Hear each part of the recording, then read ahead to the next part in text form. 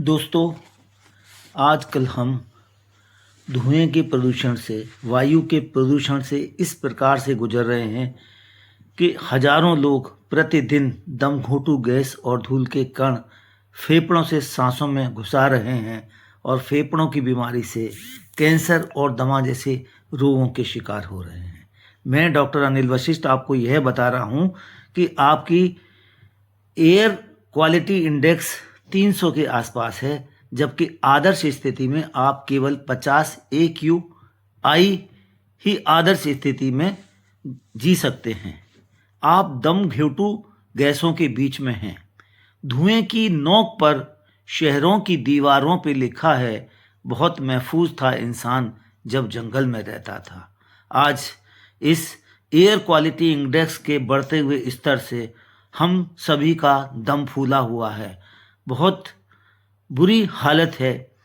आज देश में आपात स्थिति तो नहीं, लेकिन सब लोग, सरकार लोग, कानून सभी मौन हैं।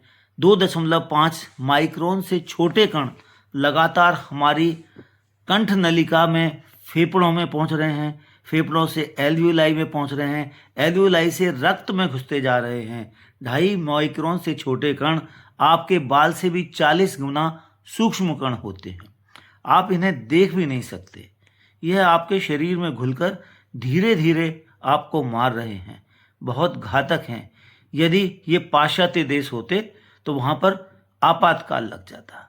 अब यहाँ पर देखिए किस प्रकार से दम घोंटू गैसें आपका जीवन लील रही हैं और आपके शरीर में ये जहर घोल करके आपको मार रही हैं। अकल्पनीय है। दम घोंटू खांसी के बीच रहो, मास्क लगाकर जियो। जीवन यापन करने के लिए घर से तो बाहर निकलना ही होगा, और घर में रह कर के आप कब तक सुरक्षित रहेंगे। और इविन सम विषम सब बेकार हैं। और वायु का प्रदूषण, पेट्रोल, गैस, डीजल, ये सब घातक हैं। एकमात्र उपाय है, या तो विद्युत जन्य इलेक्ट्रिक वाहन हो, या आपके पास में विद्युत यंत्र ऐसे हों जो सोलर सेल से चलें, या वायु वाली इलेक्ट्रिक वायु वाली एनर्जी हो, या हाइड्रो इलेक्ट्रिक हो। किसी भी हालत में हम या न्यूक्लियर एनर्जी भी ले सकते हैं। ये देखिए यहाँ पर फेफड़ों की क्या दशा है। ये 2.5 माइक्रोन से छोटे कण आपके ब्लड में घुस जाते हैं एल्वियोलाई के माध्यम से, और ये फेफड़ों में घुसते हैं, रक्त में घुसते हैं और कैंसर करते हैं। फिर आप होते हैं दम घोंटू बीमारियों का शिकार। आपको खांसी होती है, आपको श्वसन की अनेकों बीमारियां होती हैं, और रक्त में घुल करके तो ये कैंसर का आमंत्रण देते हैं। तो मेरा आपसे विनम्र निवेदन यही है कि आप अपने को सुरक्षित रखने के लिए एकमात्र उपाय यह है कि किसी भी हालत में कार्बन का उत्सर्जन करने वाले जितने भी उपाय हैं उन सभी को बंद किया जाए।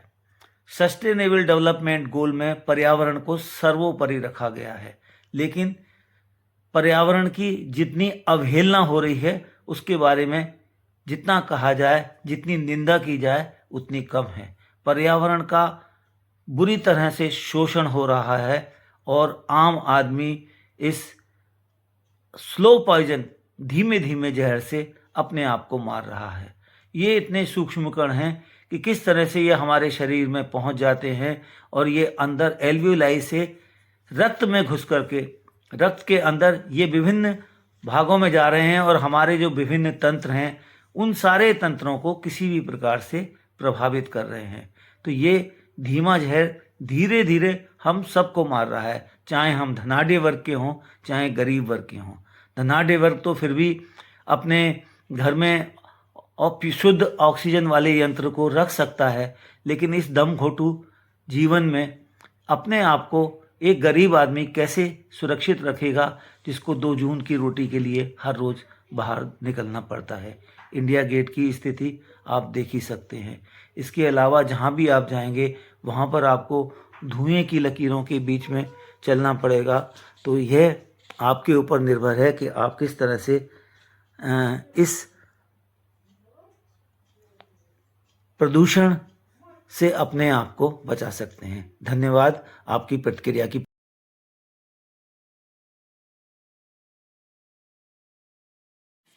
एक शायर की पंक्तियां अनायास ही याद आ गईं।